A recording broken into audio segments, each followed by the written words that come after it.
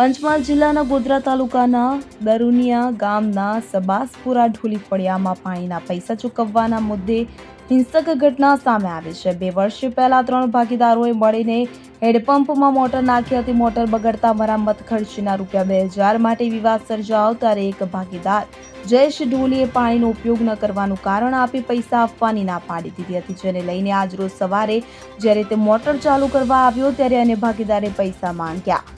આ વાતથી ઉશ્કેરાયેલા જયેશે ઘરમાંથી કુહાડો લઈને હેડપંપનું તમામ ફિટિંગ તોડી નાખ્યું હતું। વધુમાં જયેશે ભાવેશભાઈ ઢોલી અને તેમના પરિવાર પર ઈંટોથી હુમલો કર્યો। બચાવ કરવા આવેલા ભાવેશભાઈના કાકાને પણ જાનથી મારી નાખવાની ધમકી આપી। આ સમગ્ર ઘટના સીસીટીવીમાં કેદ થઈ જવા પામી હતી। સમગ્ર મામલે ભાવેશભાઈ ઢોલીએ પોતાના કાકાના દીકરા જયેશ ઢોલી વિરુદ્ધ ગોધરા બી ડિવિઝન પોલીસ મથકમાં લેખિત ફરિયાદ નોંધાવી છે। પોલીસે ફરિયાદ સ્વીકારી આરોપીની ધરપકડ માટે તપાસ શરૂ કરી છે। ઘટનાને પગલે વિસ્તારમાં તંગદિલી ફેલાઈ છે। Bureau report CN24 news. હવે જુઓ દેશ દુનિયાની તમામ ખબરો તમારી આંગળીના ટેરવે। ઉઠાવો મોબાઈલ અને Google Play Store પરથી ડાઉનલોડ કરો અમારી CN24 ન્યૂઝ મોબાઈલ એપ।